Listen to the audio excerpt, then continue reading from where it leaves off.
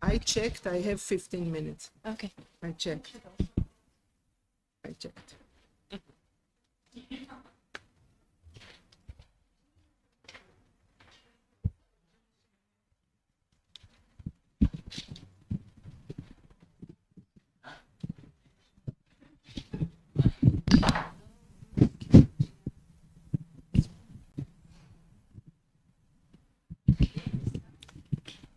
And forward is the right. On the right. To here, or to here? To here. Okay.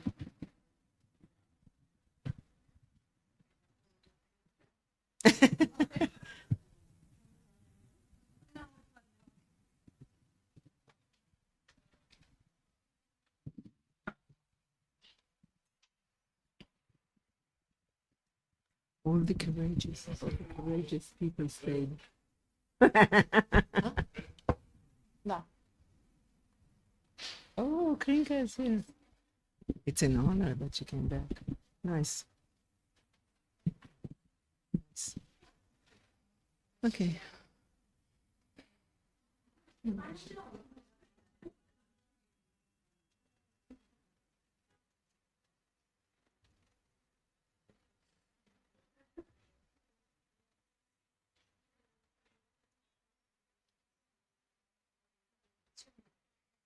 My name is Milica, but you can call me Mila.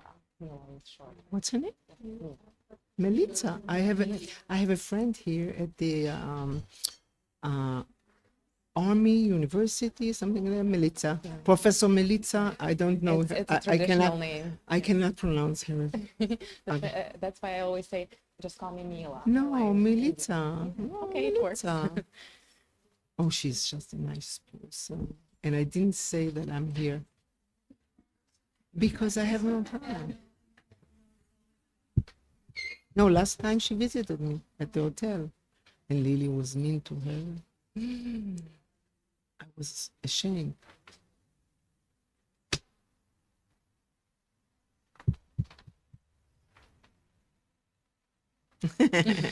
We have a few minutes. It's so stupid. I think you can start. Well, I think that there are some people who left and want to come back. And you know it? Yeah, I think they went for a cigarette.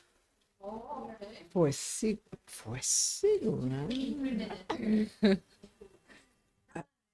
I'll go maybe this way.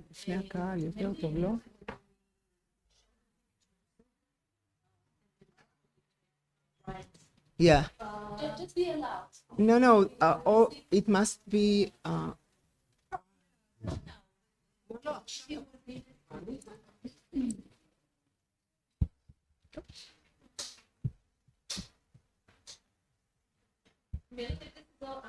Milan says it is going to be a little bit more blurry. I mean, the whole recording, if you don't have the lights. Is that enough or more? Milan says yes. Yeah, this is okay. He says yes. Okay.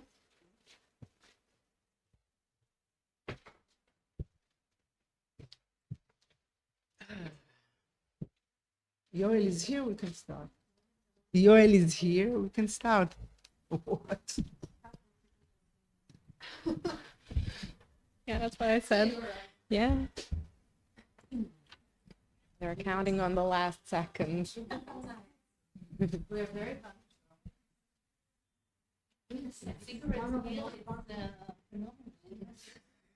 yeah, it's one of the most fun. Thank you. Take it as a compliment.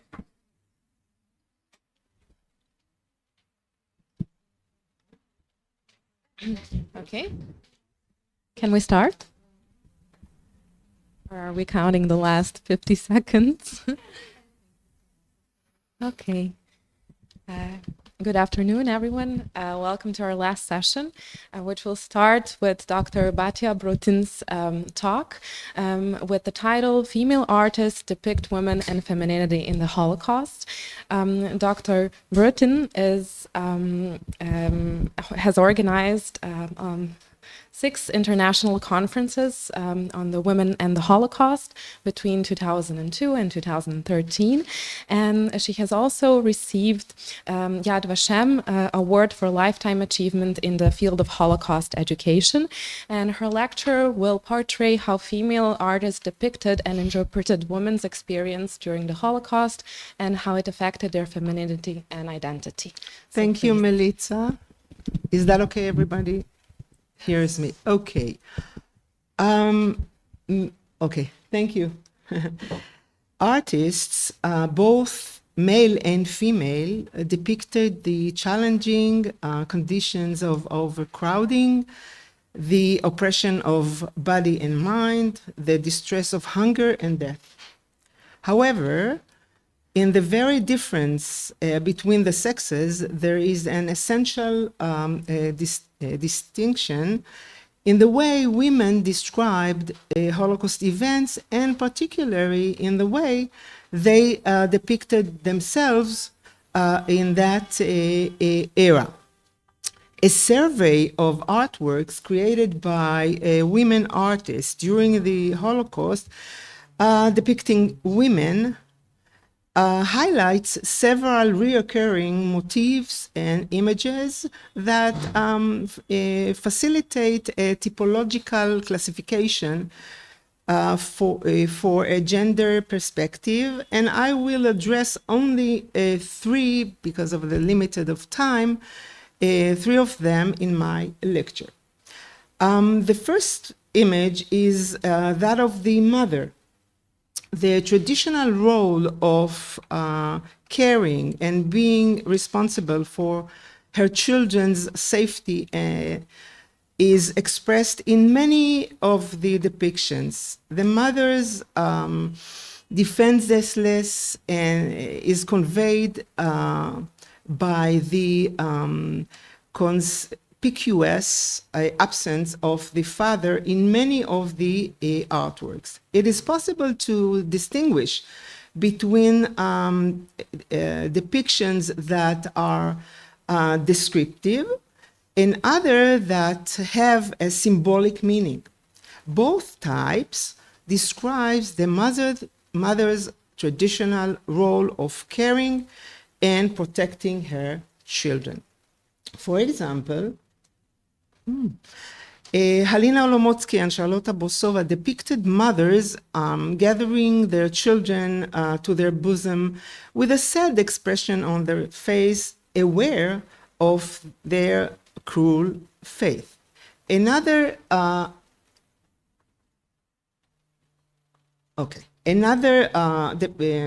description by Halina Olomotsky shows a mother with her 2 children in the Warsaw Ghetto.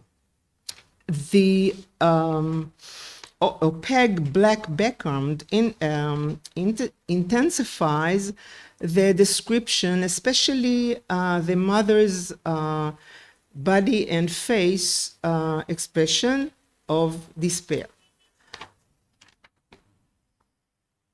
Teofilia Reich-Ranitsky portrayed very expressively a thin, helpless mother who is exposing her breast to feed her exhausted, emaciated, and starving son. This harsh description is intensified by using a red-colored background, which creates a harsh atmosphere. In comparison to what we just saw, Malva Shalek depicted a mother preparing food for her daughter at the Theresienstadt ghetto, providing her material needs. On the other hand, some mothers were unable to save their children from the clashes of the Nazis because they were cruelly taken from them. One of the most unbearable experiences of motherhood. For example, a drawing by Ella Lieberman-Schieber in which an armed Nazi soldier is tearing a child from his mother's arm. The child cries and reaches out to the mother, and the mother screams and tries with one hand to hold him. Regina Lichter-Liron also described a similar scene, alongside a description of the group of Jews being deported against the backdrop of the barbed wire fence of the camp. She described a cruel scene of a Nazi crushing a woman with his heavy boots to neutralize her. At the same time, he cruelly grabbed her little daughter by her hair. And in Lea Grunding expressive depiction, we see a mother on her knees with an expression of agony on her face and a mouth open in a scream.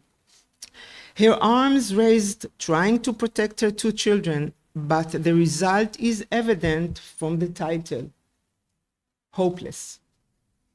The second motif is depictions of women as victims of violence and humiliation. Some descriptions express the suffering, pain, and fear when their femininity was humiliated through various forms of violence against them. Many Holocaust survivors' women testified that cutting their hair in the camps was not only a humiliation for them as human beings, but it was an unbearable robbery of their female identity. Franz Odell, who was imprisoned in the Ravensbrück women's concentration camp, described the brutal process of shaving the women's heads. On the right, the young women are seen naked with their long, beautiful hair. In the center, the hair is being brutally cut, while the SS officer, I marked her, supervises it. And on the left, the women are seen bald and oppressed. Zofia Rosenstrauch, later known as Naomi Yudkowsky, also depicted the process that the new women prisoners who arrived at Auschwitz went through. She portrayed young Jewish women standing naked with beautiful hair, waiting anxiously for their hair to be cut before entering the shower and being given their prisoner's uniform. She emphasizes the humiliation, the insult, and the deletion of personal identity by describing the German officer with the whip standing and supervising the process. After the women received their prisoner uniform, their prisoner numbers was tattooed on their forearm. This process, as you know, was only done in Auschwitz concentration camp complex. Ella Lieberman Schieber described the tattooing of the number in a direct way that emphasizes the cruelty of the tattooing. She shows only her hand, which the capo holds with her right hand, and her left hand holds a needle tattooing the number. Lieberman wrote about this, and I quote, I feel my arm ripped aside. The number 74349 is forever embedded in my blood. This blue ink, which seeped into my blood, accelerate its flow, pressing me to do whatever is my power to reconstruct everything on this paper. The women, despite the unbearable condition in the camps, attempt to maintain their personal hygiene and the environmental standards. One of the problem of the prisoners, women, was the lice plague in the camp, which they fought to maintain the cleanliness of their bodies because of the punishment expected to anyone found with lice on their heads. And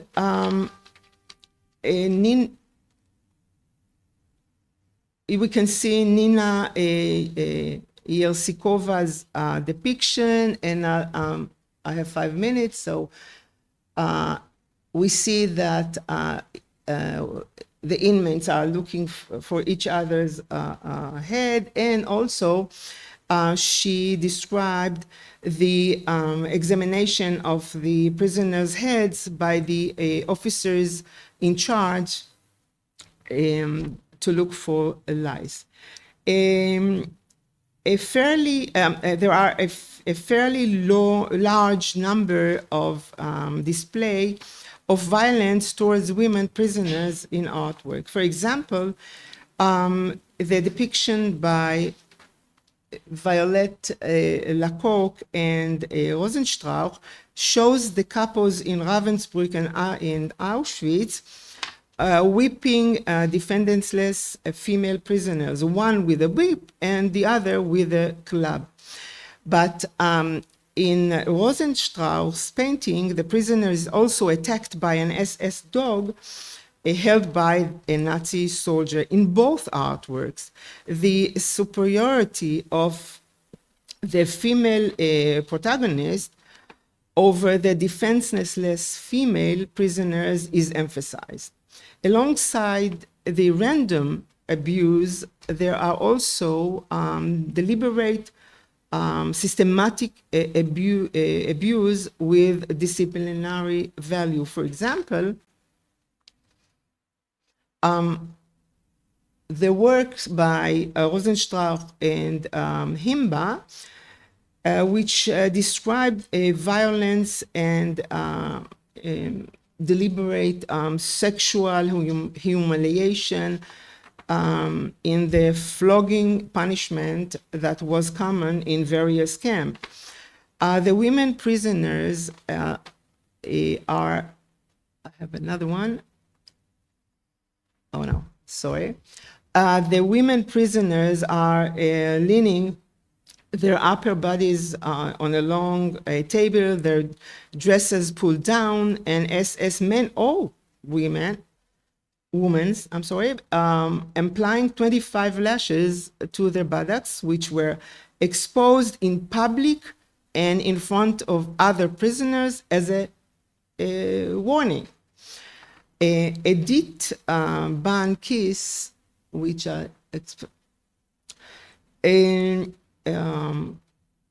portrayed a real incident that took place in Ravensbrück, as testified by a fellow prisoner, Agnes Batya, and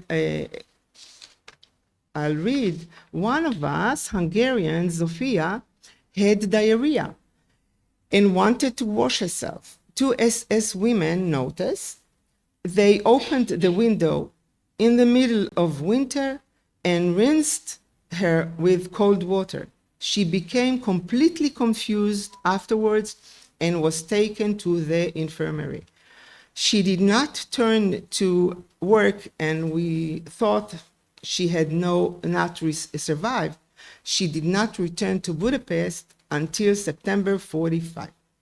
Now, the third and the last motif is of the warrior.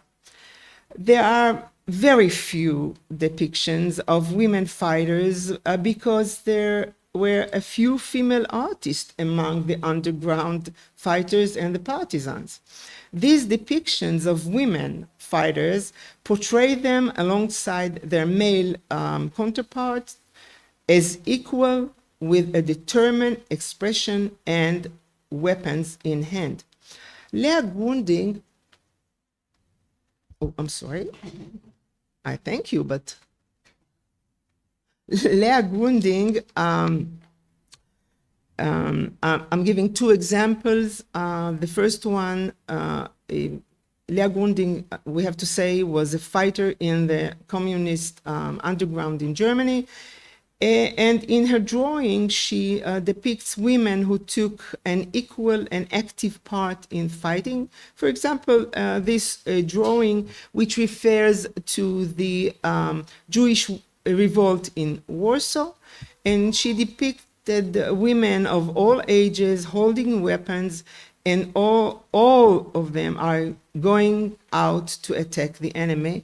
And in another drawing, she depicts a woman fighting in the rank of the Jewish partisans, armed and determined, despite the harsh depiction in the background of hanging children and whipping women. And now I'm thank you.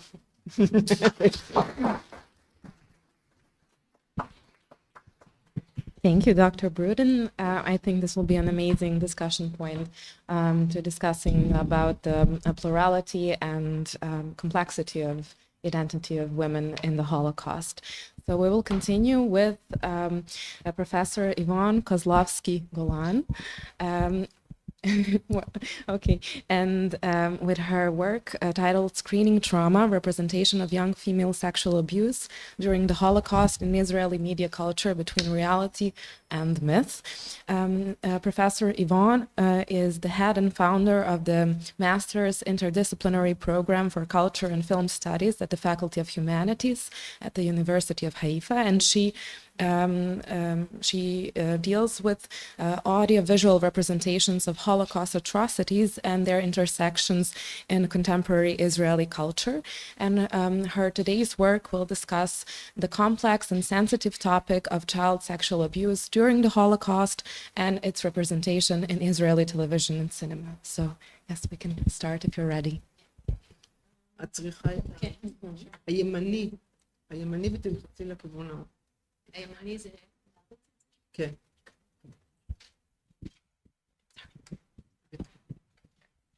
I can use it here. Yeah.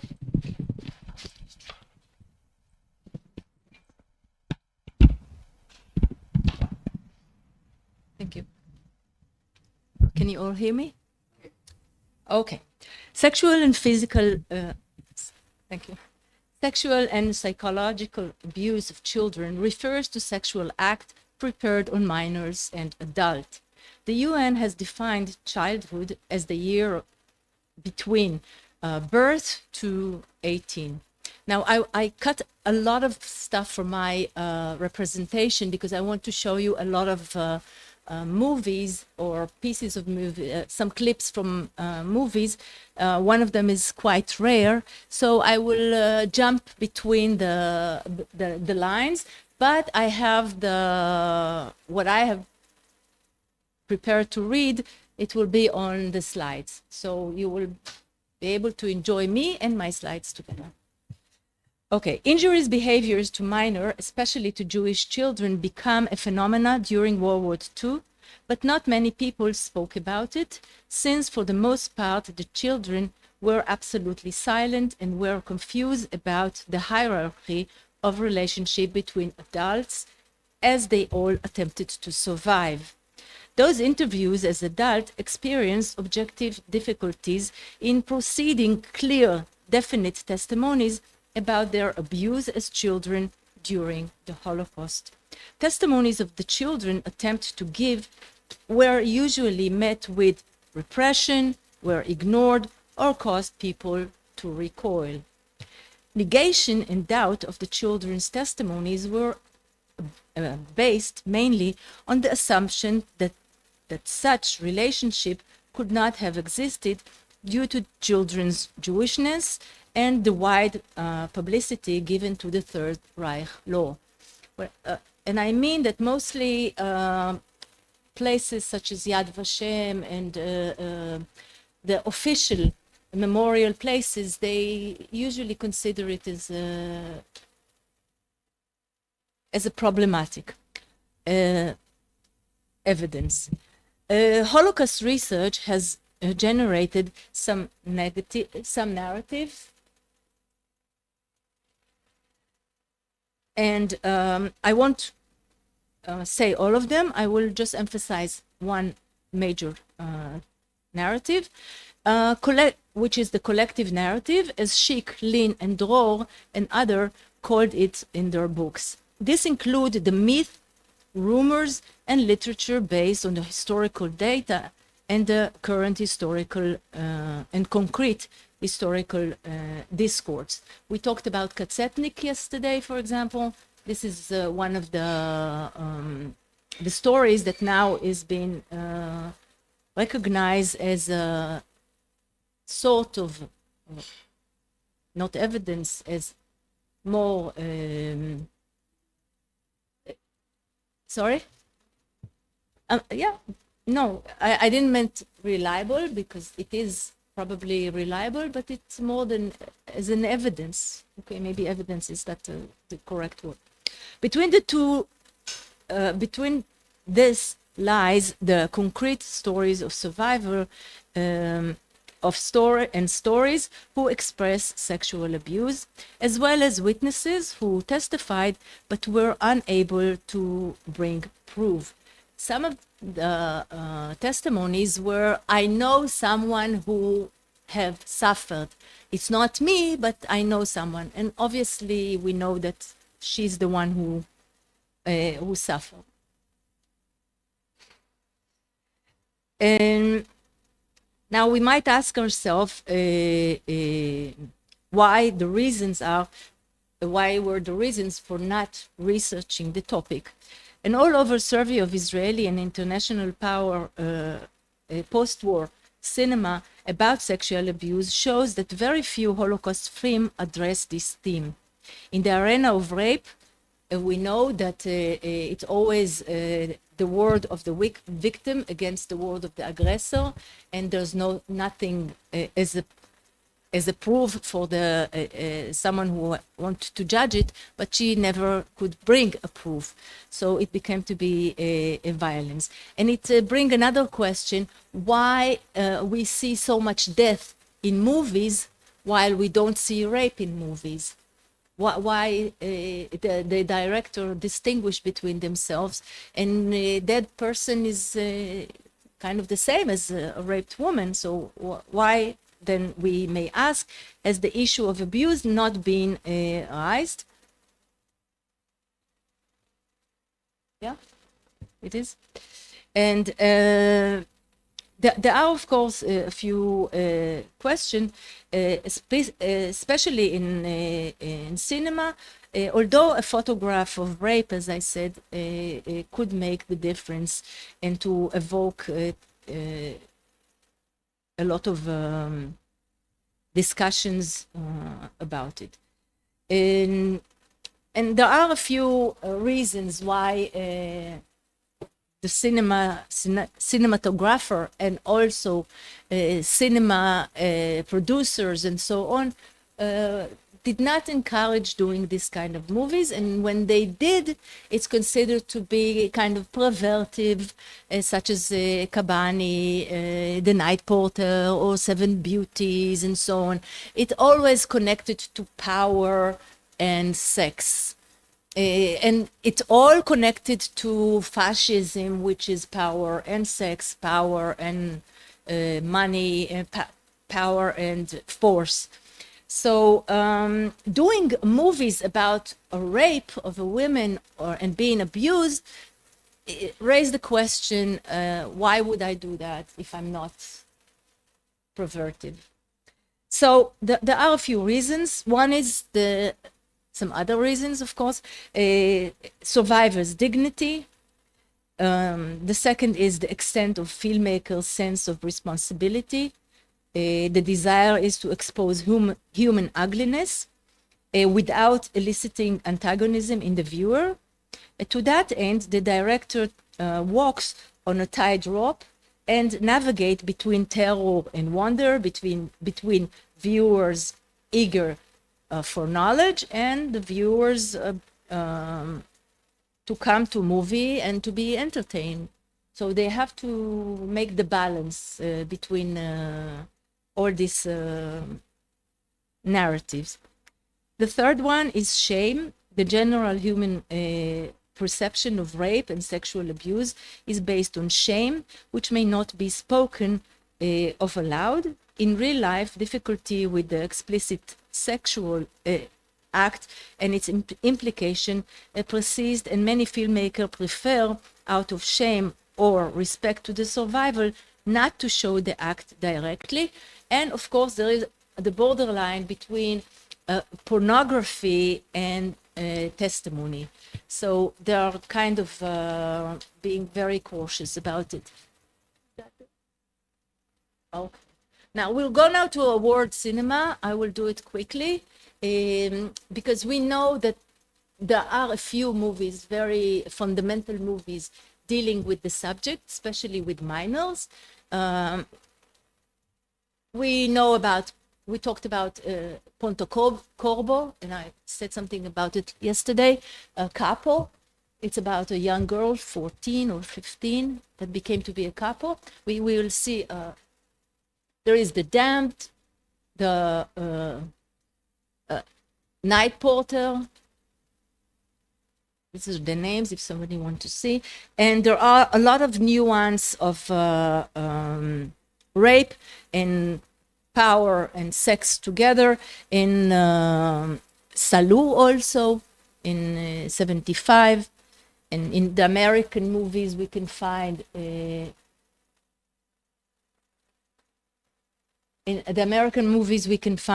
Exodus, Judgment at Nuremberg in 61, and The Pawnbroker in 64. And let me show you. How do I make it happen? Milan?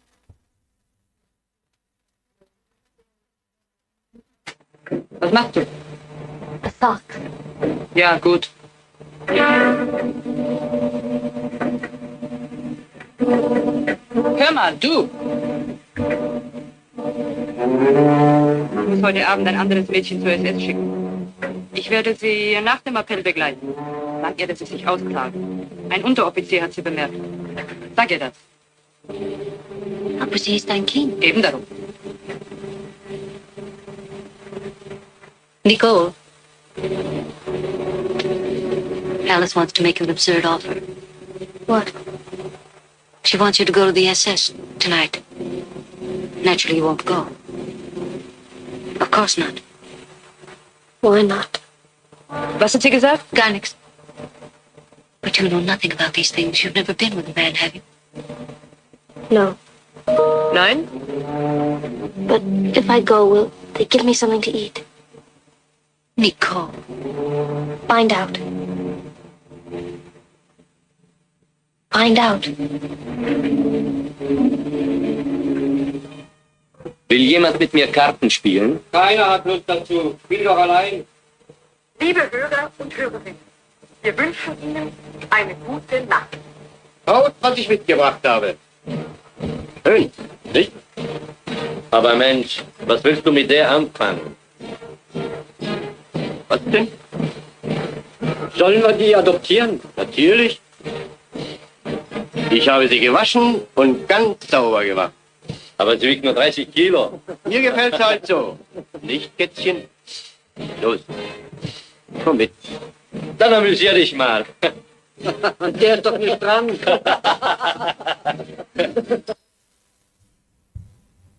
Okay, that was from Capo by Ponto Corbo. No way. We'll go to, briefly, I will just show you The Night Porter. I believe most of you know the movie, so I won't we won't see it. And then we will go to Israeli movies. Yeah, Israeli movies. And a brief overview of Israeli films on the topic. reveals that the ambivalence of the issue.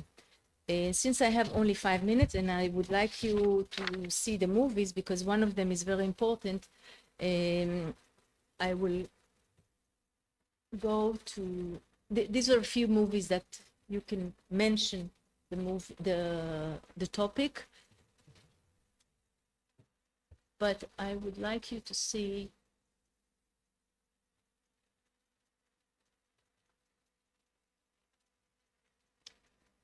and these are very few documentaries made on the subject.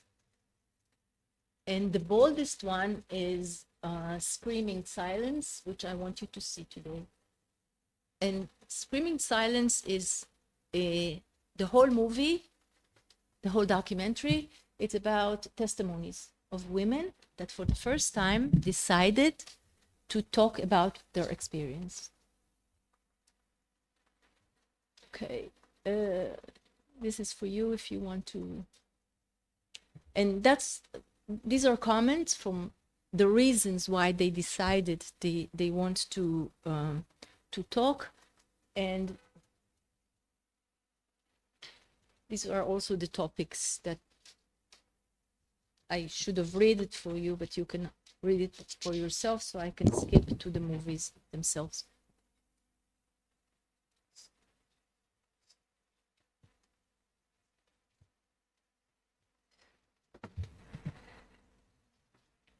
Okay, so let's go to the movies.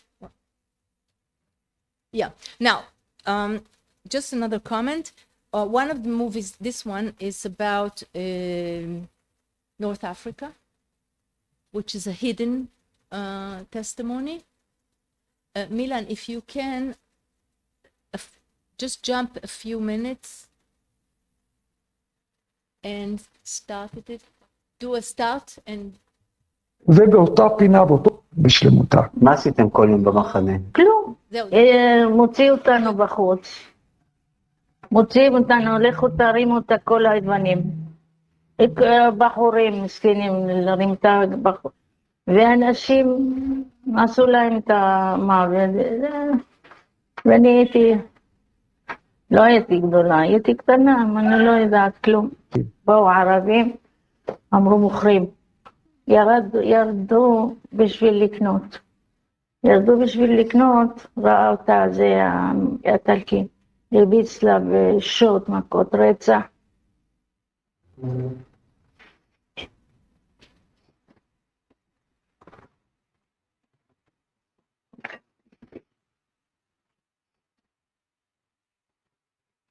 הכניסו אותה לבית סוהר, שבוע ימים.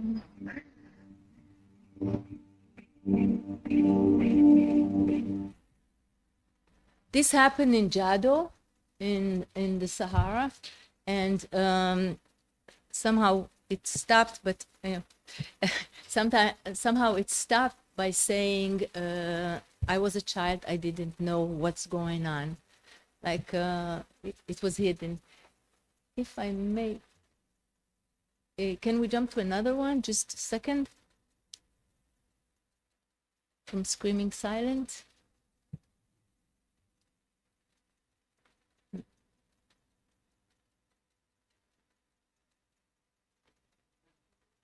Ah.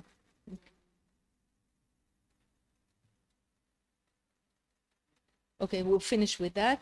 Just roll it, please. אני עברתי ניצול מין. This is from Screaming Silence. טוב. עכשיו, מה תשאלי ואני אענה לך? אל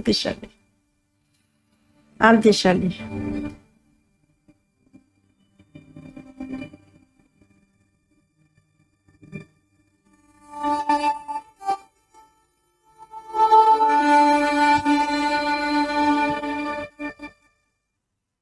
So thank you very much.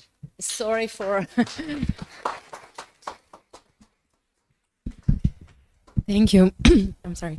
Professor Golan, especially for these inserts. I think they are very thought-provoking. We will continue. And now I will give word to Ivana Drenjanin Soppe. Have I said it right? Stop. Okay, stop.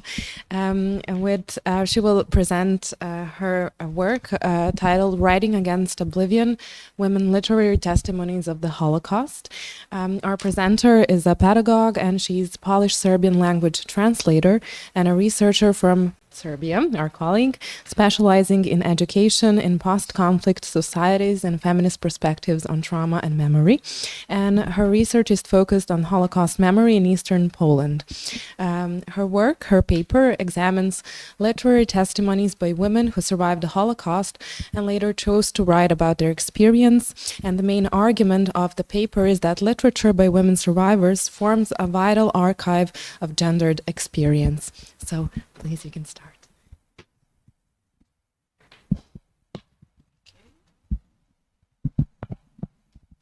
Can you hear me?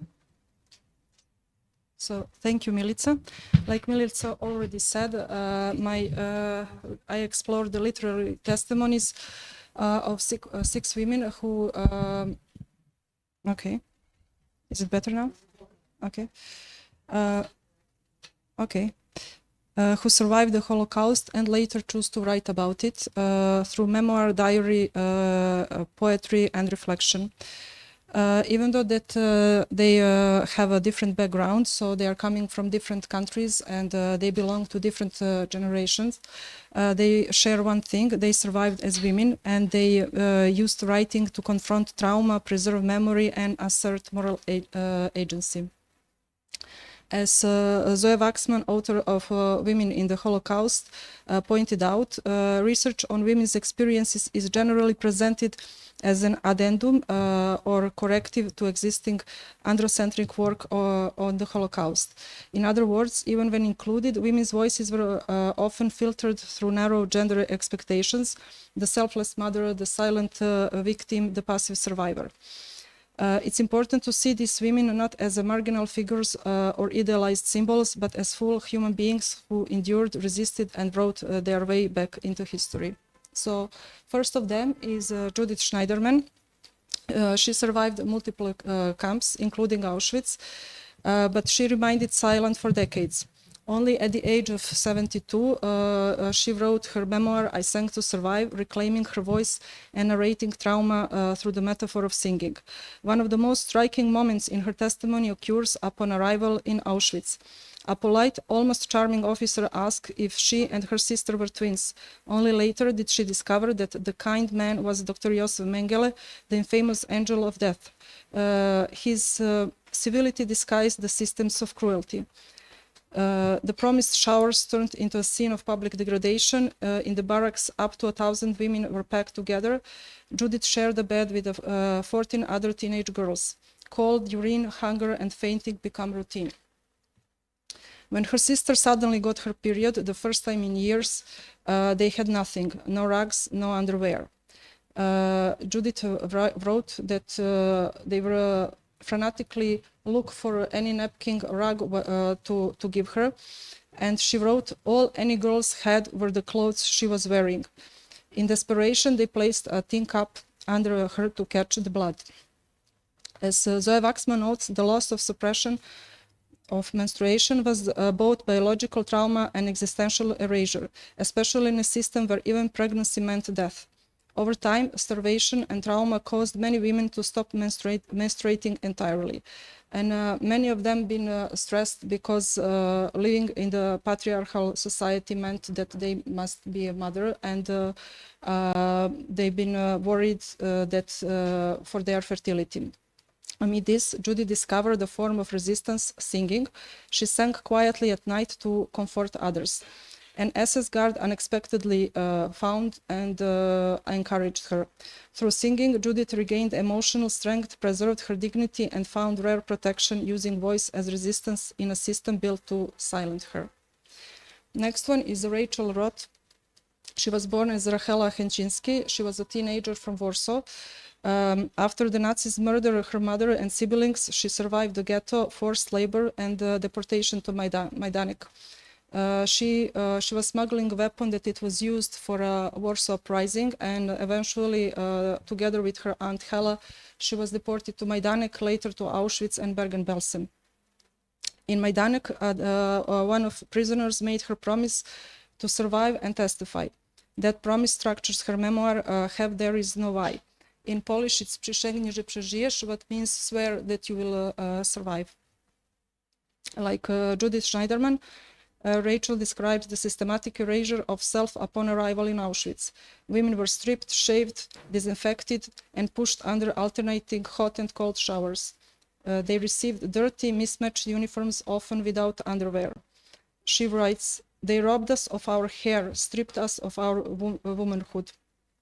Zoe Waxman explains that it's unclear whether the Nazis used head shaving as a method of humiliation, or it might have also been a method to control the spread of lice. But many women felt such a degradation that they were unable to express normal emotions. Rachel was tattooed with a number 48,915 and marked with a triangle for a Jewish woman. Her name and identity were replaced by a code. The female body became a site of classification and control. Life continued this erasure, endless roll calls, hunger, beatings, epidemics. Most terrifying was the naked selections under Mengele. A hand gesture, left or right, determined who would live or die. When Rachel collapsed in a hospital barrack beside a dead woman, she felt herself sleeping. She walked toward the electric fence. Waxman writes about that many young girls threw themselves on the electrified fences, hoping that this would kill them. But when a bullet narrowly missed her, Rachel made a conscious decision: I don't want to die, I want to live. Survival became not an instinct, but a deliberate, conscious choice. She reminds us that even when the female body was reduced to function or threat, the female voice would still speak. To survive and to testify was an act of radical gendered resistance. So next one is Irena Gut-Obdike. She's the only one non-Jewish woman in this presentation. She was a young Polish nursing student and underground member. Captured by Soviet forces, she was repeatedly raped and later forced into labor under the Germans. Her fate changed when an SS major brought her to Ternopil and made her his housekeeper. There she worked as a laundry forewoman where Jewish people from the ghetto were employed. She began smuggling food, forging documents, and eventually hiding people. At one moment, she hid in the basement of the SS officer's own villa 12 Jewish people.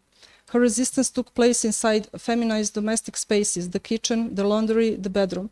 She used her position as a woman to gain access and turn those roles into instruments of survival. But that resistance came at a personal cost. When the officer discovered she was hiding Jewish people, he didn't denounce her. Instead, he blackmailed her to become his mistress. Trapped, Irena submitted not out of consent, but to protect the lives she had sworn to save. Judith Tidor-Baumel's insight speaks directly to Irena's story. Any study of gender and the Holocaust is at the same time both tragic and uplifting. Tragic as one cannot escape the awareness of how the gender factors applied an added variable to the calculus of cruelty during a period when human beings were put to a daily moral test.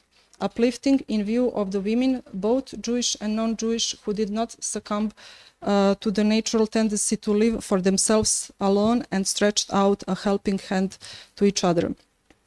Irena's story reflects this tragic moral test and also the uplifting courage of radical care. She acted alone without weapons and transformed the domestic sphere into a site of quiet, powerful resistance. For this, Yad Vashem honored her as a lighthouse among the nations.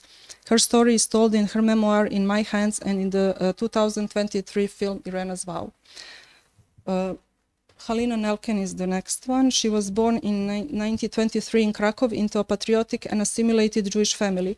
Her grandfather fought in the January uprising, her father in the Polish legions. That world of civic pride collapsed under the weight of Nazi occupation. In her diary, a journal from the Krakow ghetto, Halina documents the brutal transition from adolescence to survival, ghetto overcrowding, forced labor, constant fear, and the disappearance of neighbors, deportations, and the fear that become daily routine. Deported to Ravensbrück, she chronicled women's endurance amid typhus, cold, and starvation. They shared beds, divided bread with a string, and whispered poetry to stay human. After Crimean conference, she wrote a poem. I will read just a fragment. Thousands of prisoners drag themselves like shadows. She later also wrote, with every hour they grow weaker. Hurry, before it is too late. In Malchow, when Halina collapsed, other women helped her upright during roll calls, risking their lives. They read aloud secret leaflets before soup, fragile acts of defiance that kept hope alive. Halina's testimony refuses heroism or purity. I never stole, she wrote. Yet her mother reminded her not to judge those who did. In that moment, survival became a moral battlefield and compassion the last form of resistance.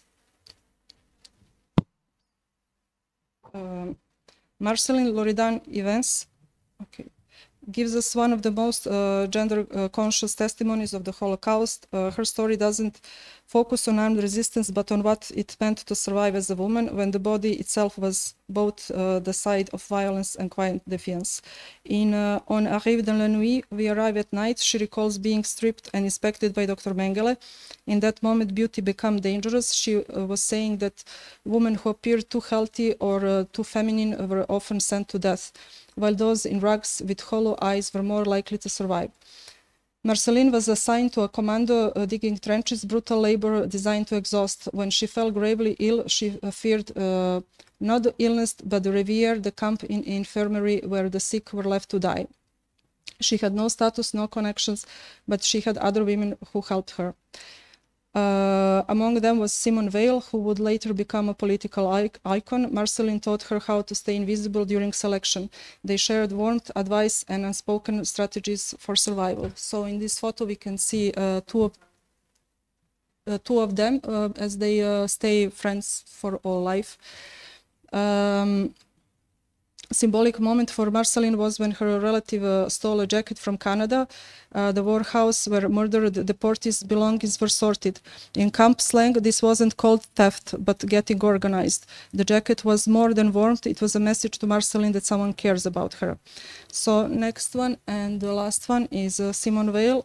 She was best known as a symbol of political progress. In France, when she was a Minister of Health, she legalized abortion and she was the first woman to preside over the European Parliament. But before that, she was a 16-year-old teenage girl who was deported to Auschwitz with her mother and sister and tattooed with the number 78,651.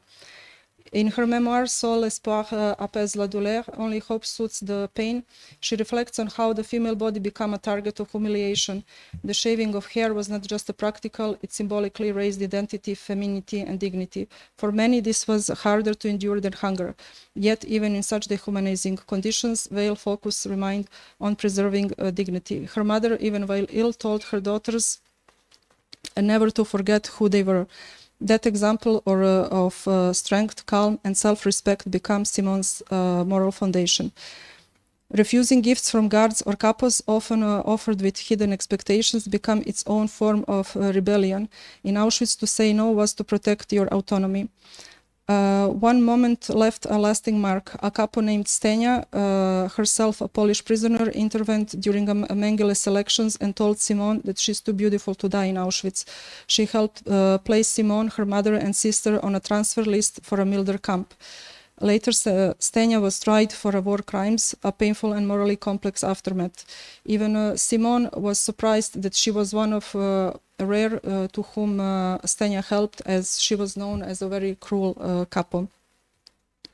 Weil also refused to idealize camp solidarity. She wrote that even in camp there were hierarchies, and not all women stood together, especially when Marceline and she were rejected by French political prisoners.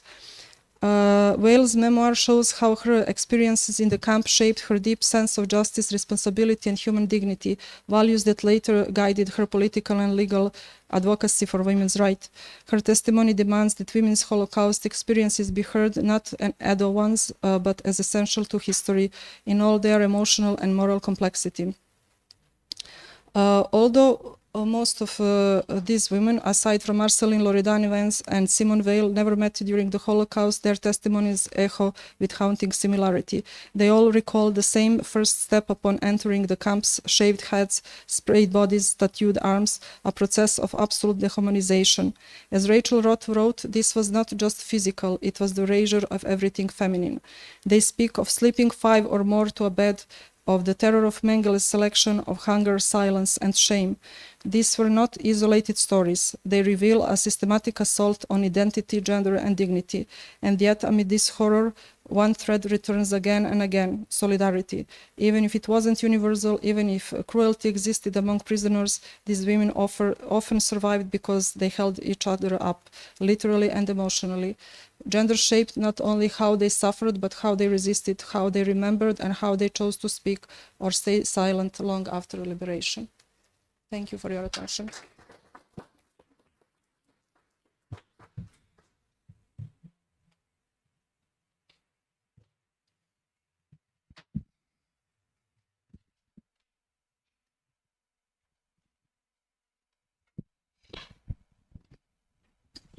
Thank you for the great presentation. And something that popped to my mind while I was listening is the aspect of female agency in the Holocaust. So I'm sure we'll have a chance to discuss about it later. And now our last presentation will be given by our dear colleague, Dragana Stojanović, with the title Uncovering Women's Lives in Holocaust Memorial Monuments in Serbia, an Invisible Heritage. First, you all know Dragana, but I would like to introduce her as well. She's a research fellow at the Institute of Philosophy and Social Theory here, and she's also a member of Academic Steering Committee of Women in the Holocaust International Studies Center. She's a professor and project coordinator and educational programs facilitator. Her paper traces the visibility and representation of women's lives, struggles, and suffering during the Holocaust, as well as presence of women Holocaust memory and legacy within a selected sample of Holocaust memorial monuments in Serbia. And we all want to thank Dragana for her extra hard work preparing this conference and the way it all went smoothly and in time, as you noticed. So thank you, Dragana, for your hard work, and we're looking forward to your presentation. Thank you so much. And also I want to tell you that the hard work is also ours, because all of these wonderful presentations are here because of your hard work. So thank you for that. But thank you, Milica. And it is going to be hard to speak after these topics and testimonies, but possibly it is even more important to speak after what we heard. Because what I wanted to do here is to try to research and understand how and if the women's lives and experiences that we know about and that we are now uncovering, how are they actually represented in the post-Holocaust heritage? Meaning what I was trying to do here is to, let me just see how it works. Oh, it works like this. So this research actually traces the visibility and representation of women's lives, struggles, and suffering during the Holocaust, using, as Milica already said, a selected sample of Holocaust memorial monuments in Serbia. So as you will be able to see, because I also brought a lot of examples, although women, as we all know, endured the full spectrum of persecution, violence, and suffering during the Holocaust in Serbia, their presence in public memorial culture has remained marginal, often symbolically diluted, or even entirely absent.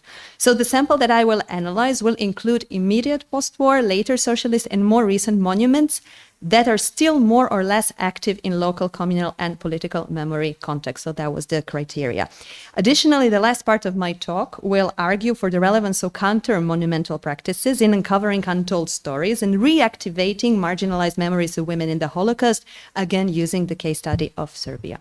So, to understand how women's experiences were inscribed or omitted within the Holocaust memorial landscape in Serbia, we will take now a couple of minutes to situate this monumental culture within its historical and political context. So this is one style of the monuments that you will be able to see generally in Serbia. And today we saw this one down left at the Memorial Center Staro Sajmište. So in the immediate post-war years and up to 1980s, socialist Yugoslavia developed a commemorative culture that was profoundly shaped by partisan narratives, emphasizing collective resistance, heroism, and unity. So as scholars like Nina Stevanović have shown, the architectural heritage of this period was deeply ideological, using monumental forms to construct and project a shared socialist identity. So within this framework, Holocaust memorials were often integrated into broader narratives of anti-fascist struggle, rather than foregrounding the specificity of Jewish or gendered suffering. The inscriptions and sculptural language here, and you were also able to see it this morning, speak mostly in collective terms, mentioning, for example, victims of fascism, fallen comrades, innocent civilians, and so on, with no attention whatsoever to gender-sensitive experience. This universalizing approach corresponds to shaping the individual experiences into a collective memory, which is then put into the motion for political memory, which, again, searching for a clear and easily deliverable history for all the different reasons, prioritize and thus privileged, I would say, certain narratives while marginalizing others.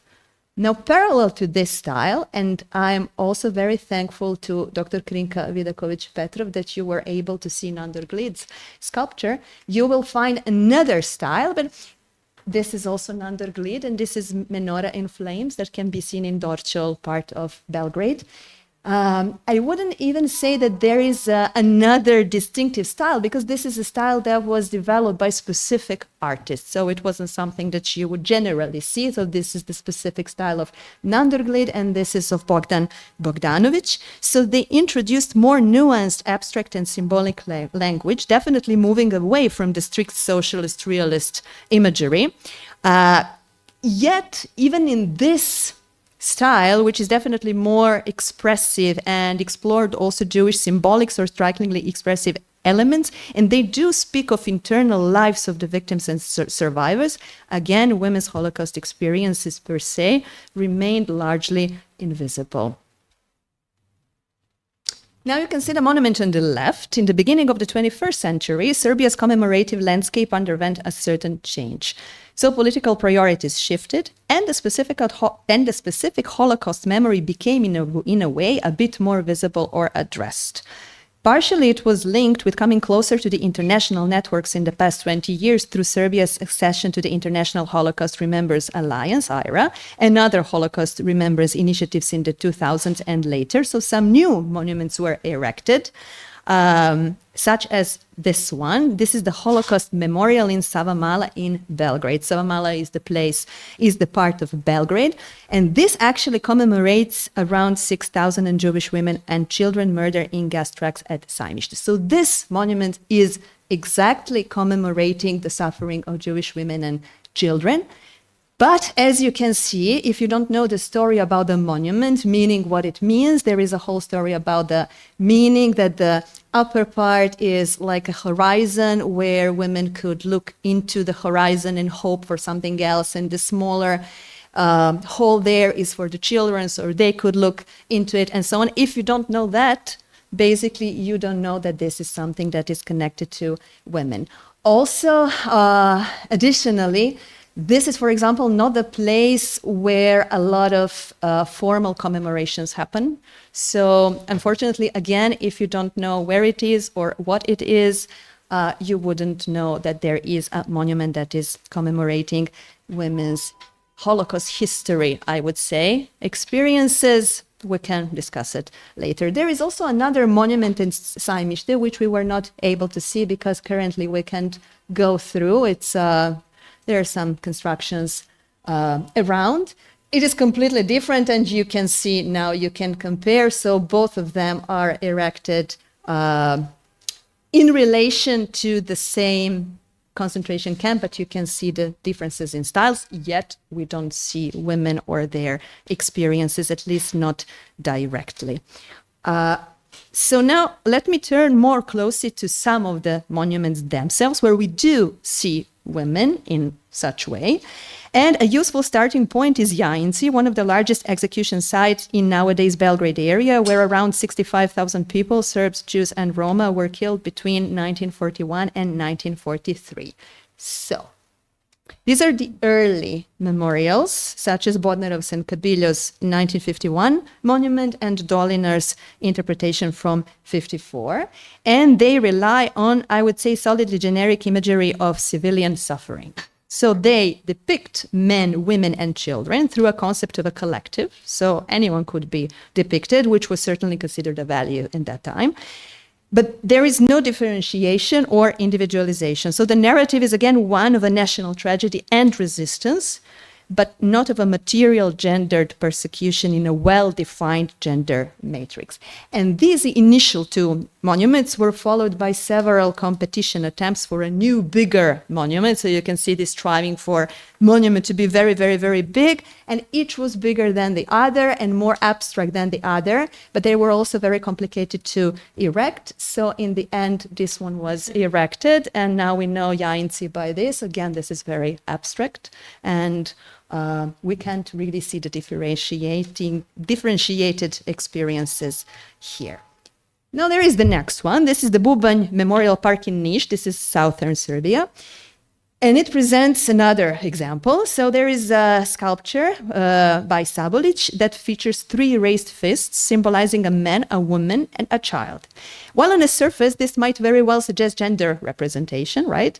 The fists themselves are quite abstract, lacking any, again, inscription or narrative that would make women's specific experiences visible, even if we are thinking about women's resistance, because these fists are resisting. But the fists are, in the end, positioned in a certain unison structure here. So, I mean, there is not a palpable differentiation. The woman's fist stands in for the feminine. It's a little bit smaller than men's, but without any articulation of women's specific roles, be it as victims, resistors, individuals, whatsoever. Now we're going to the north of Serbia. This is Novi Sad and the Monument of the Family. And it commemorates the victims of the January raid of 1942. So this sculpture depicts a family, a father, a mother, and a child standing on the banks of the Danube, united in their suffering. So they are united, but nevertheless represented distinctively. So this is one of the rare instances where you can see a female figure visibly present. However, her presence is subsumed into the collective family unit, representing victimhood in universal familial terms and not as a distinct woman's experience. Maybe I'm a little bit too harsh, but I was really hoping to find something more palpable. So across these examples, there is a clear pattern. So women's presence in Holocaust memorial monuments in Serbia is either allegorical, familiar, or entirely absent. There are no monuments dedicated specifically to women, nor inscriptions that name their roles as mothers, daughters. So they are present, yet their presence is muted and in a way placed to serve a larger narrative. But this reflects both the gender politics of Yugoslav memorial culture, melted into the idea of a collective, and the universalizing tendencies of Holocaust commemoration in the region. But in the last 2 decades, and this is going to be the final part of my talk, Serbia has witnessed new initiatives that move beyond traditional monumental frameworks, opening also spaces for counter-monumental practices. And these practices are often smaller in scale, community-driven, and narrative-rich, and they are more conducive to inscribing women's stories. So, one of such examples is the Stolperstein project, largely known in Europe since 1992, but initiated in Serbia by the organization Haver Serbia in 2018. So unlike the large monuments that utilize the authoritative voice to speak about concepts and ideologies, in the same time criticizing the other authoritarian voices, these memorials emphasize individual lives, names, real addresses, and real people whose existence once form an integral part of the city we inhabit today. In doing so, they invite passerby to learn more about these individuals and their stories. In Serbia, Stolpersteine bear the names of both women and men, thus commemorating their lives as individual, as particular, and equally important, yet not erasing their familiar or communal experiences.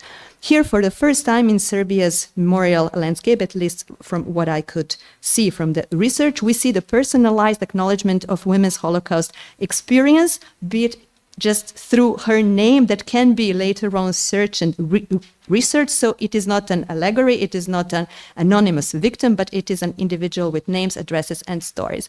And I will just tell you that currently there are approximately 20 Stolpersteine in Serbia, located in Drenjanin, Novi Batya, and Belgrade, with approximately 100 more to be placed in 2026. So I would say that Stolpersteine exemplify how a monumental practice, here exhibited in its counter-monumental form, can resist abstraction, anonymity, and universalization. And such practices are calling for active, attentive, individualized, intimate acts of encountering the past while acknowledging its place within presence. That's why I wanted to show them here. And finally, other contemporary initiatives emerging in Serbia, such as, for example, Holocaust or Jewish Belgrade themed walking tours, art competitions and exhibitions, especially, for example, this one is the art competition that is directed towards the students from 13 to 19 years old, and every year it is called Holocaust, the Culture of Remembrance. Every year there is another main topic. And I have to say that also inspired by our conference in 2023, Serbia, that is organizing this competition, decided to put women in the Holocaust as the main topic. And the response was really heartwarming from young students from 13 to 19. So I would say that practices like this play a crucial role in integrated women's voices and narratives into Holocaust education and commemoration, because, for example, then the students are motivated and stimulated to go deeper into specific stories of women. Also, it is worth mentioning the establishment of Remembering Hilde Deitch Foundation in 2022, initiated by Terraforming Education for the 21st Century and a group of citizens. I'm also very glad and thankful that you learned something about Hilde Deitch this morning. And this award actually places particular emphasis on promoting and preserving the memory of Hilde Deitch, a young Jewish woman from Belgrade who had made courageous choices and remained an example of selfless dedication and personal and communal activism during the times of the Holocaust. By honoring Hilde Deitch's experience and life, the foundation strives to promote and support youth activism, personal and civic responsibility, while countering nationalism, hate speech, anti-Semitism, and discrimination. By bringing Hilde Deitch's life and legacy to the forefront and speaking about it every year, a female voice within Holocaust memory is restored and rediscovered. Also, seeing this initiative as a counter-monumental practice, which I did here, shifts, I would say, how we think about remembrance itself. So the remembrance, I would argue for that, doesn't have to be static. It can also be active and applicatively transferable from one generation to the other. Perhaps it should be as such. So for example, through Hilde Deitch Award, remembrance becomes a living monument that continues through the energy and commitment of its recipients. And to conclude, women's Holocaust memory in Serbia has been shaped by a long-standing tension between a complete invisibility and partial symbolic and conceptual visibility. So in the other words, for invisibility, hence the brackets. By contrast, counter-monumental initiatives represent an important counter-voice. So they allow for a more personal, concrete, gender-inclusive, and living remembrance, making women's stories visible in ways that large monuments often fail to do. Therefore, if we are to uncover women's Holocaust memory in Serbia, we must attend not only to what is present, but also to what is absent, muted, or relegated to the margins. We must uncover and rediscover women's untold stories that lie within the gaps of collecting memory and put them into motion, not only through conceptual or symbolic forms, but through amplifying individual voices of women whose legacies intertwine with our own, shaping the continuity and the future of remembrance. And I thank you for your attention.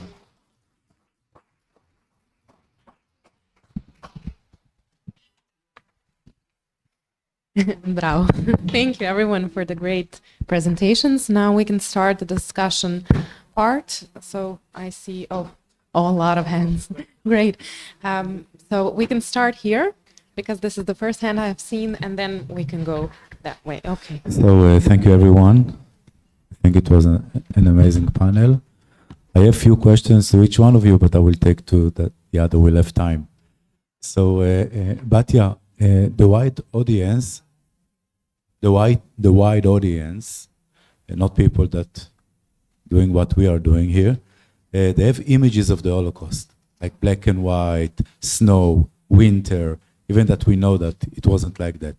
So I want to ask specifically about Yudkovsky, or I don't remember the name of the one that were painting the from Theresienstadt, the example that you show. Malva? Malva Sharlok? Malva, yeah. So they have like a powerful colors, and I want to ask if it's if they are trying to present something that it's like a contrast to the death, or they want to try to represent the reality of the camp. Mostly, it's a simple answer, by the way. Mostly, they use what they had. At the beginning, you have to understand, if you are asked to pack important things to take wherever they went, someone who deals with art will take papers, a block of papers, and acrylic or watercolor, things that they can carry, even colored pencils. That at the beginning people had materials and they drew with what they had. And those who could not have, or they finished their colors from home, they used anything they could find. We have evidence of using even leaves, stones, anything they could find to paint. That means Holocaust art is not black and white. It's sometimes colorful, sometimes they use charcoal, and charcoal is black. But again, they used whatever they could reach or have. So. Thank you very much. And for Dragana, you show the monument with the flames and the candle, and there is almost like a similar one in Saloniki. So. And in Philadelphia. I wasn't aware for this example. Rappaport. And this is a question, and maybe another little question is, for the fact that we know that there are two monuments that Rappaport create, and one is in Warsaw, and the other one is Yad Vashem. And we know that in Warsaw there is a woman in this monument with a bare chest. And in Yad Vashem, they cover it. So it's like telling a lot about society, the context, the society that created the monument. So. Are you want to answer? Just shortly. Yes, you're right. There is quite similar, yet a little bit smaller monument of Menorah in Flames in Thessaloniki. And it is basically another monument of the same kind. I wouldn't say it's a copy because, again, it's smaller. It has been placed after the first one. So yes, you are right. This is both are the art by Nanderglid, and he really has this distinctive style. So yes, there are two of them. I also think, but I would have to check it, as it was placed later. It's a possibility that it was placed posthumously after Glizet, but I have to check that. And as for the details, yes, I mean the details that you can see at on the monuments are especially important. Again, I can speak the best about the monumental culture in Serbia because this is what I researched. What is especially challenging in Serbia, I would say, is that the monumental culture is suffering the constant need of different governments to start anew. So oftentimes you can see removing or covering parts of monuments, or removing the monuments in total, or moving them to some other places where they can't be seen. So for this context, I see it as a huge challenge, because if we always try to erase something and try something new, then we risk running round in circles, which is something that often happens in this region, I would say. So thank you for raising this question about the details. I don't know if I answered your questions, but yeah, thank you. Thank you. Mhm.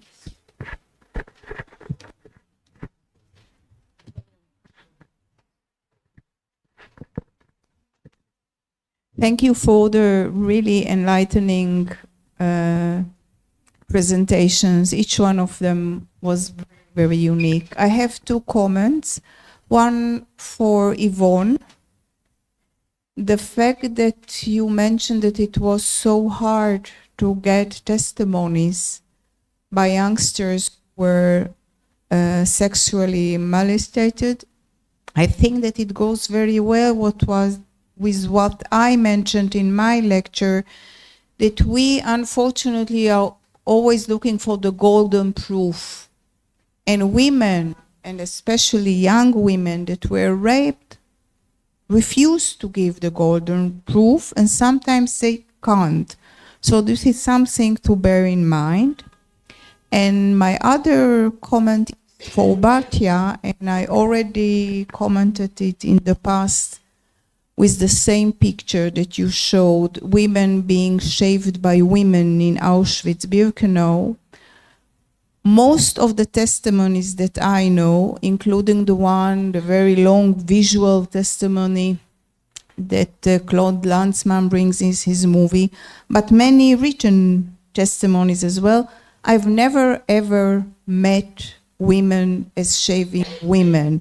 And one of the most horrifying things for women, first of all, for a man, is also horrible to be shaved by a stranger, because they were shaved not only on their heads, we all know, but for women it was much, much more terrifying, because a man was doing the thing, and most of these women were never naked in front of a stranger or a man. Some of them had no sexual experiences. So I would very much appreciate to have the sources, except of the picture, of course, that we all saw, but if you have any Bear in historical... mind, I have 15 minutes.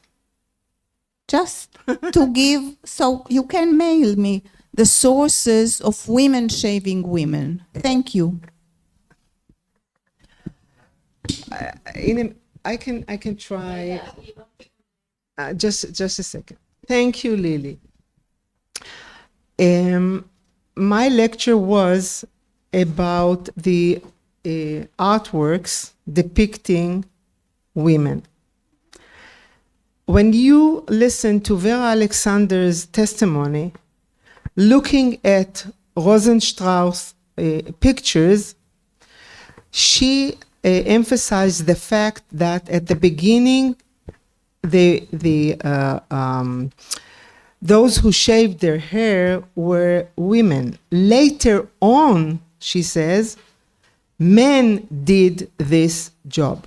But since I have Rosenstrauss a depiction and I have 15 minutes, I cannot even add this fact. What else did you say? I've never met a source mentioning women shaving women. Yeah, but women shaving men. I have, okay, so if you have patient, you'll read it in my upcoming book. I have it. Thank you. Okay. You'll have to say something and then I will answer you. Not answer, I will complete your... And in Auschwitz were shaved by either men or women. And Lily, you have one book on your shelf of Bella Khazan-Yaari, my mother, in which she describes how she was shaved by a Slovak woman.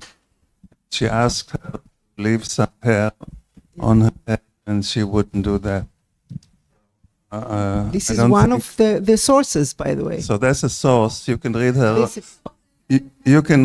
No, there are journal others, memoir, really. There are others. where she describes how she was There are saved by a others. woman.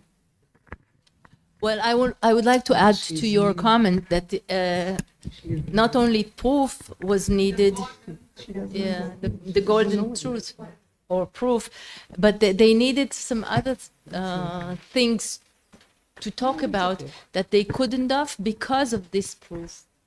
So then they had to lie or to say, I saw, or, my friend, or it happened to somebody else, not to me, and so on. And they also rationalize it by saying, I did it, but I saved my friend. If you saw the first woman who said, I was molested, she said, if you would continue to see it, she said that I did it for my companion friends, that they were hidden, and I told the guy who's going to rape me, you can rape me, but you will let my friends to go. And she said, I did a brave thing. I mean, she rationalized the whole situation and give it a kind of context instead of the shame that she should bury or the proof. Yeah. So there are many other reasons that you might have, all of you probably read in my next article about it. Next publication. Thank you all for very enlightening presentation. I have a small question for Batya. I assume that all the examples that you gave were artworks that have been done in real time. Yes. That's right. So my question is, did you by any chance find among the artworks that you are familiar with, done in real time, that are not figurative? Yes, they are. They You are. did? Yes, they are. You mean abstract? Oh, yeah. And not only abstract, even views.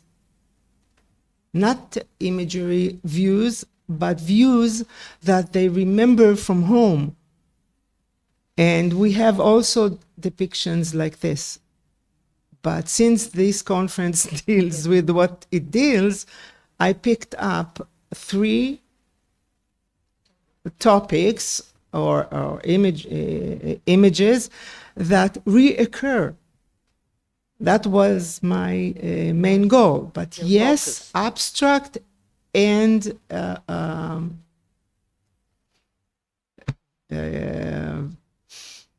other descriptions, of course. Yes, of course. And I also have a comment on Dragana's excellent presentation in Serbia and Yugoslavia, speaking about Yugoslavia, and Serbia is part of it, not only now when it's an independent country. We had, by the time that these monuments were being built, in Yugoslavia, we had already, our art, mainstream of art, had kind of distanced itself from socialist realism. So what we have and what you showed, the monuments, of course, are abstract. Now, when you have abstract art like these monuments, it's very difficult to find anything specific, either gender-wise or ethnic-wise or whatever.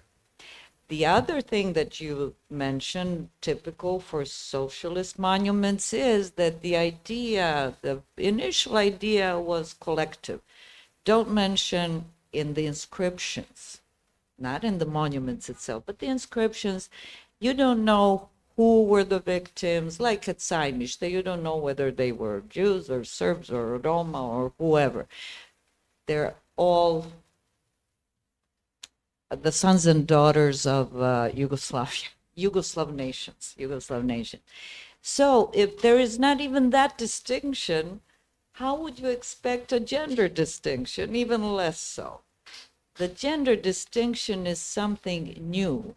It simply didn't exist at that time, except the examples you gave of realistic art, figurative art, where you see women, children, men all together. So it is actually, I don't know in other countries whether such monuments which have gender markers exist from that period. From today, yes, or from 15 years ago, yes, perhaps. So it's simply part of the general mainstream. And one little question for you, Yvonne. You mentioned, the question refers to the movies made outside of Israel. The ones that you mentioned that some of us have seen and know were from the 60s and 70s. The ones you mentioned, of course. 50s. Was this topic of interest for movie makers in the later period, or was it something typical for the 60s and 70s? No, only in the 60s and 70s, and afterward very little or hinted. Also in Israel. In Israel, there are a few movies that they're dealing with the situation, but in a very mild way. Indirect, yes.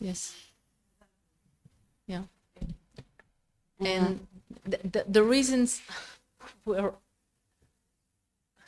on the slide. Thank you to all four of you for amazing presentations.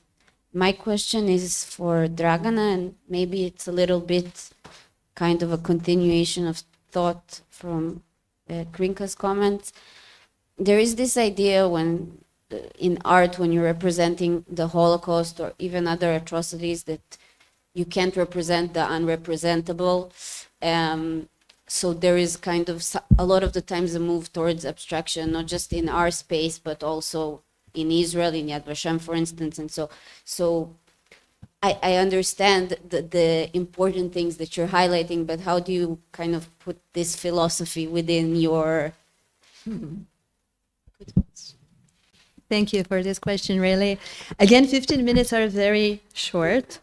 There is a completely other angle that would have to be introduced, and that Krinka wisely noticed and you, Naomi, continued in order for the whole picture to be there.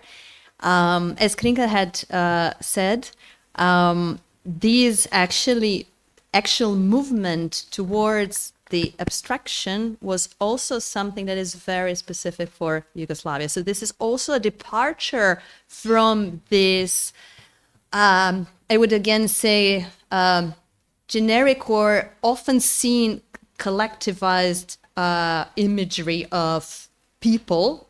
So this was already something that is innovative and progressive, meaning that the abstract shape of a monument is also opening itself to a possible interpretations, understandings, symbols where each of us can, again, in a way, interact. I think that here what we can see, and maybe this is the point that I should continue to develop, is that actually what we have seen is what was the state of the ideas toward gendered representation, as again Krinka said.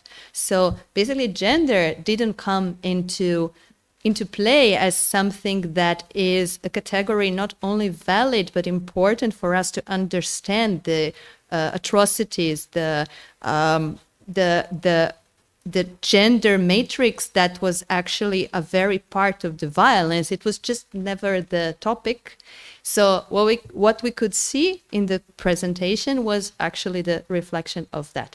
But there is also something with the huge monuments that I often think about, and it is how we feel next to them. And I am having many questions myself regarding that, which is, I mean, it is very important that we understand that what happened was so very big and so very huge and so very, I mean, there are not even enough words to express what kind of consequences we live with. But again, we feel so small next to them. And that is why I also wanted to introduce the counter-monumental practices. And there is an interesting question from Batya, but if she would like to ask me, I would also respond here. I mean, I will now, if you may, if you allow me, I also use not only material practices, which are very small and where we feel like we can do something. For example, when you stumble upon Stolperstein, you possibly wonder, okay, what can I do about this? What is it? Okay, I can search for it. We're somehow, as our human body is put in a different kind of motion towards what we can do in relation to history. But I also choose the practices that are not material. And technically, yes, they are not monuments, as Batya wisely noticed in a short discussion that we had. Yes. I took that risk deliberately, also taking from new materialism and more theoretical approach to the monumental culture. And I guess that I will develop these thoughts and also listen to all your feedbacks. So we could have, I hope, one day a paper out of it that would cover all your questions and remarks. Thank you.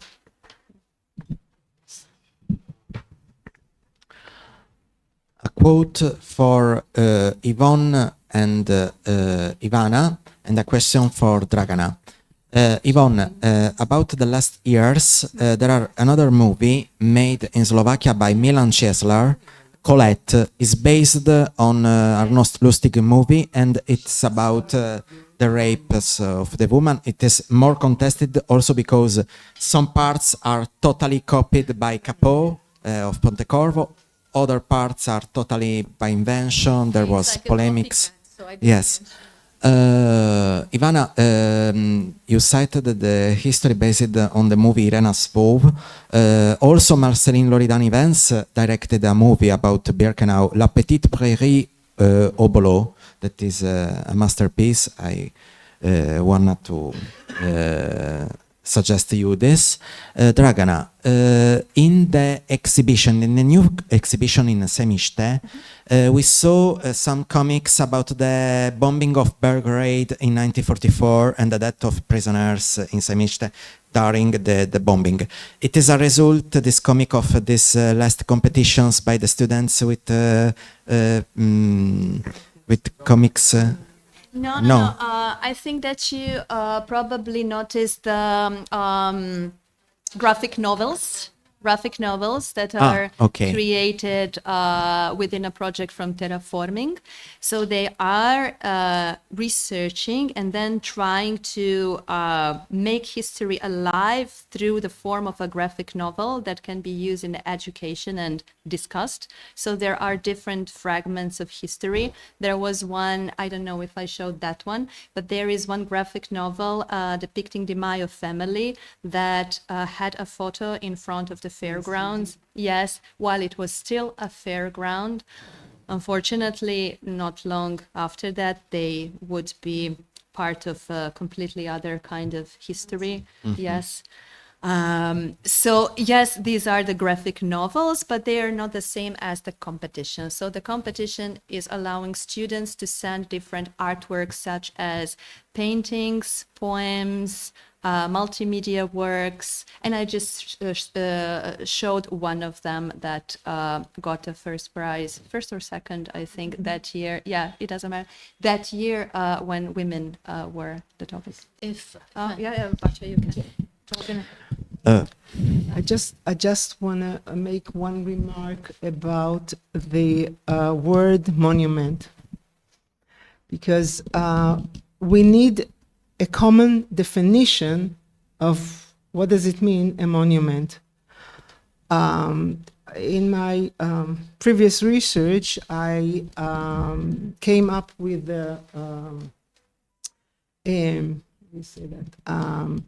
with a definition that you need to have two elements to make it a monument and not a statue in public. One is an artistic element, and the other one is an assembling square. assembling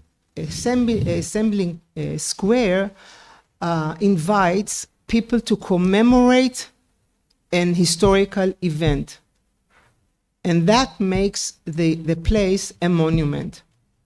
So if you talk about monument, you have to give your definition, right? Because the Stumpelsteins are not monument in my definition, but we have to have some definition before we are talking about monuments.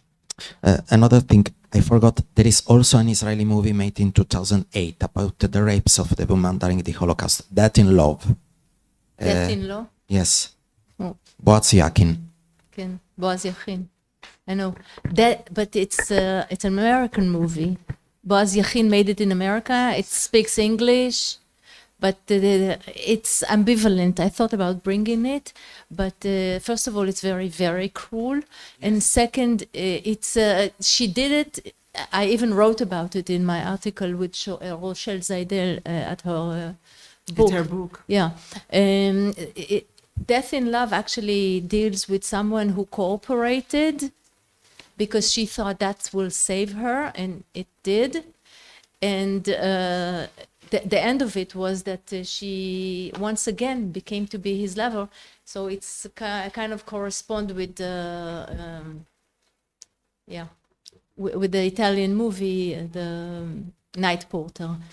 Although in Night Porter she loved him, and here after 40 years or 30 years, when he came back to her life, he forced her again to be his mistress.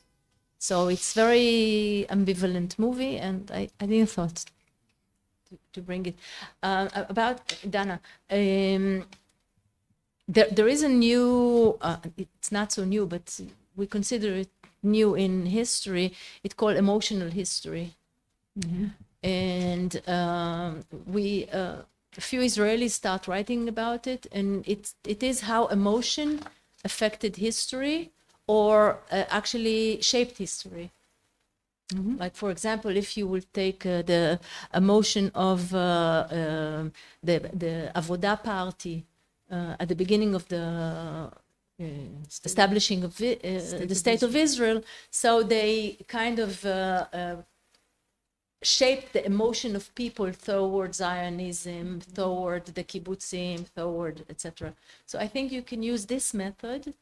It will really will establish your thesis about the monument. Thank you. Thank you again for very, very interesting, extremely interesting for me presentation. I have a few comments. I'm not a historian, so one comment is a psychologist. I worked in a cancer ward where hair is gone, and this is my association. Some women said they would, if it ever occurred again, they would not take medicine, they would not take therapy, but rather die rather than lose their hair. The whole thing of losing hair. And for your health, for your life, this is different, of course. The second one comes from my dealing with a bricha and concerns monuments. I think in the beginning, monuments maybe, I don't know, this is an idea that I haven't, at the beginning, right after the war, somebody had to say there was a Shoah, there was a Holocaust. Like many people don't know about the bricha, and if we started with little stuff or even personalized, like for example, in Israel, the project of reading the names of the Holocaust victims on the Holocaust Remembrance Day is started, I think, only in 1989 or so. First, people have to know that there was, it was terrible, there was something like that. There's the shout, there is, I'm here, it was there. So you know it was there. And only later, I think it's for me, it's a psychological process of going from the general and from the collective and from the big to the smaller and more interactive and more personalized. Because first you have to know there is a forest, and only if you were aware of the forest and the north side and the south side, then you can go and examine a tree, and then you can examine their leaves. So I think it's psychologically it makes sense to me, apart from the art. That's art development. And the third comment that may I have the time is about the sexual in the movies, and I think to this day we are still women being raped goes with the women. It goes with shame, not only the woman but the society. And for the men, maybe we have rage or disgust, but not shame. A man that's raping is nothing shameful about him. It's angering, but the shame goes with the woman to this day. And But here it's not only shame, it's also denial. You can see it October 7th. Definitely, definitely denial. But in this room, it was said, I think on the first day, something like they thought of them as prostitutes. They weren't prostitutes because they were professional prostitutes brought in from France. Well, professional prostitutes is also what is it? Professional? Did a woman wanted to become a professional prostitute in brothels for German soldiers? And they were brought from. I mean, even here we talked about this, and the idea of women being raped is so close to this day, I think, to shame, and that's why we need denial. I can tell you so something personal about this work of mine. I finished writing it at the eve of October 7, 23.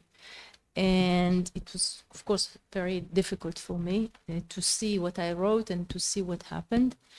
And I sent it to a few magazines and journals, and it was denied. And the reason that there were always two readers. One was saying it's it's very good. It's about time to talk about it. It will match our journal's ideas and agenda. And the other one said, no, it's impossible. We do not use this kind of materials to our journal. And they choose the conservative one, who said no. It took me a lot of time. It's safer. Yeah.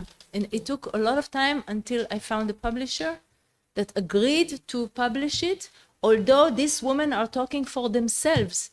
And I'm not saying, because I'm careful, I'm not saying that what they're saying it's totally true or a solid true, because there are some research say that maybe it didn't really happen or it happened in a way, and you know they're trying to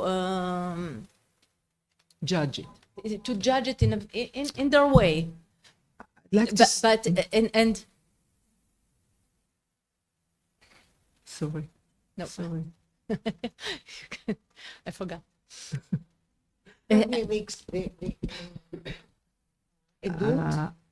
Testimony to absolute truth. Did it really happen, or is that what she said? Yeah, and then they said it's. The movie speaks for itself. I mean, I'm writing at the beginning of the captain words. I'm saying it's between reality and fiction, because I don't know who mentioned it yesterday. The 1903 women of Batya, Lily, right? And that's a fiction, but people really are. I'm sorry. It's my president calling me. So talk to your president. And just one remark to you, Miri.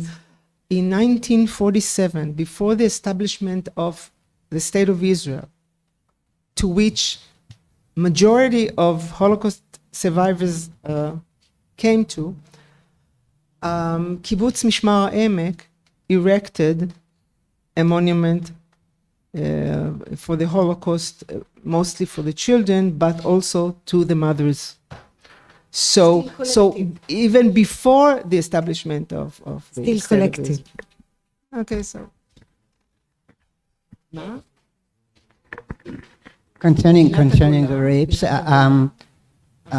sometimes I explain my students that we have to think about obscenity, whereas obscenity is a raped woman, the man who rapes, or people who see how a woman is raped and is raping and don't do anything to avoid it. And I wanted to, Ivana, do you analyze from these testimonies from the literature point of view? I mean, the form, the style, and so on.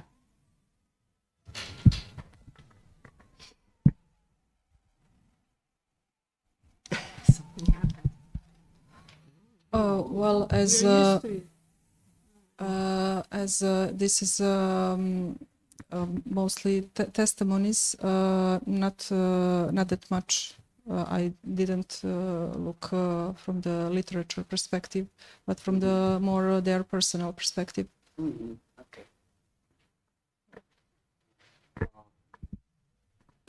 The last question, okay. Dragana, it's a comment to your presentation and maybe a question also. But first of all, thank you all for the great presentations.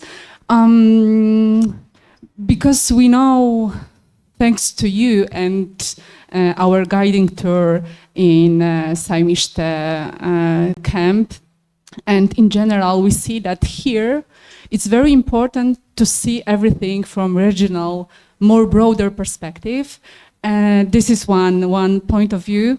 And the second one is the fact that you are talking as a researcher also of memory studies perspective.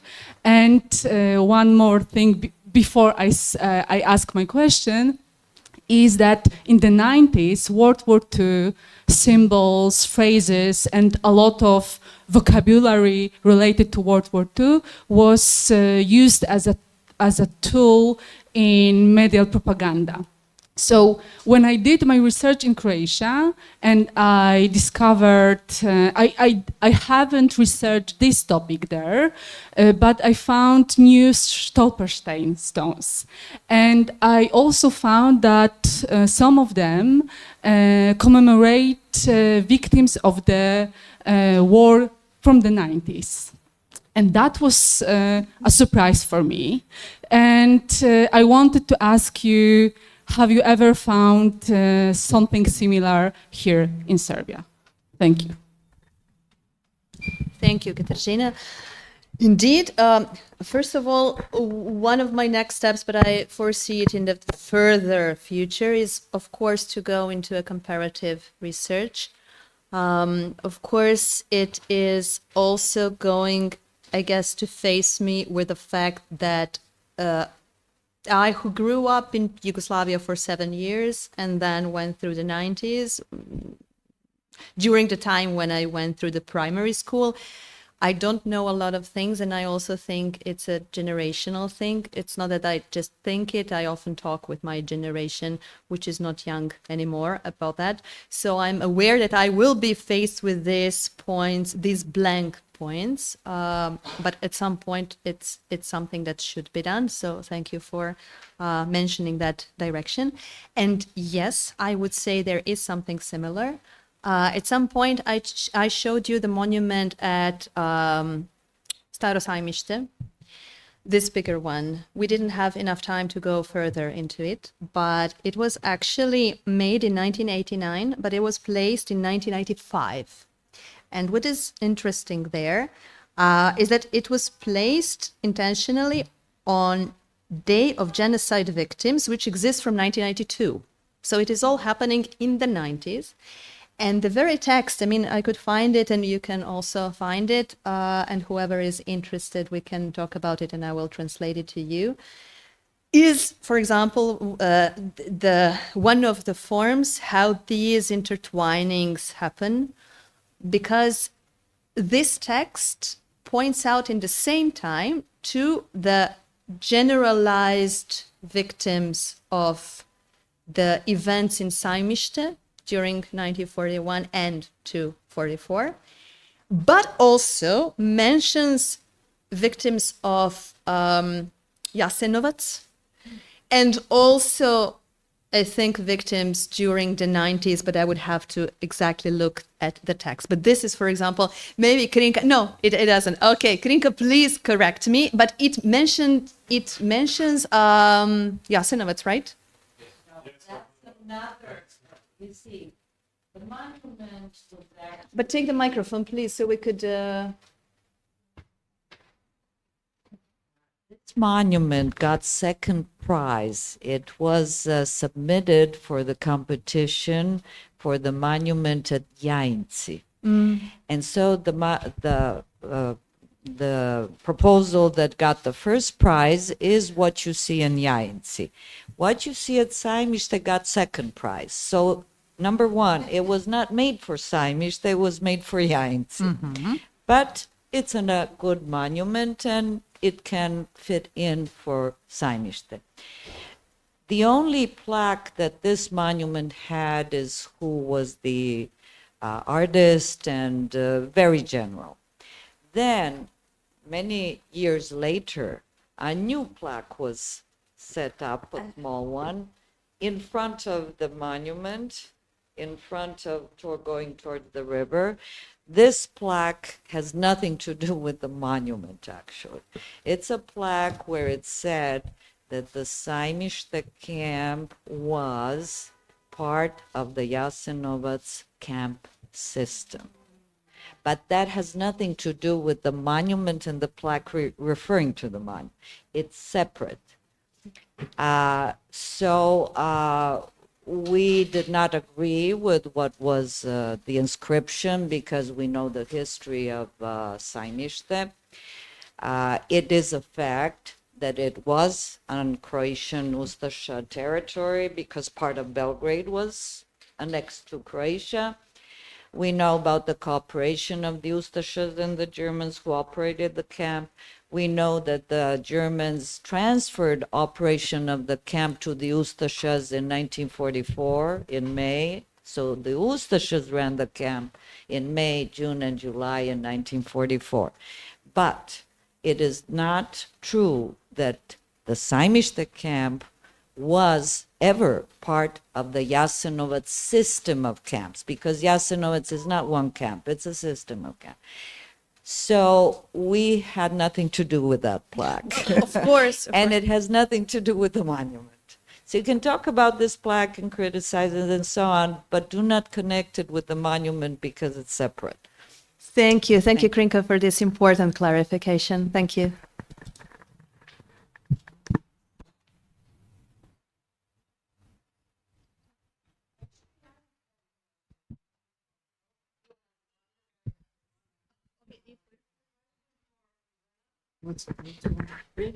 And it's a question for Ivana.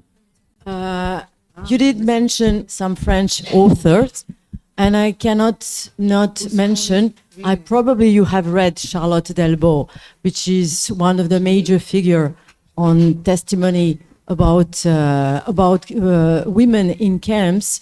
I guess you have read her, but not being able to include her because there is that limitation of time. Would there be some difference between Charlotte Delbo testimonies and, for example, Simone Weil, Marceline Loridan, Yvonne? I must say, Charlotte, I still didn't read, so I cannot compare her work. I still didn't read Charlotte. You haven't read. You haven't read her. No, not yet. Oh. Fine, thank you. Okay, thank you. Now you see me again here. But it's an emergency, so I would like to thank you for the presentations and lectures. It was very interesting, and also I would like to take the thanks to audience for the really thoughtful and fruitful. I think this is a fruitful discussion. So thank you very much, and I would like to conclude this last panel, and we can continue with the final words, and that's it. Thank you.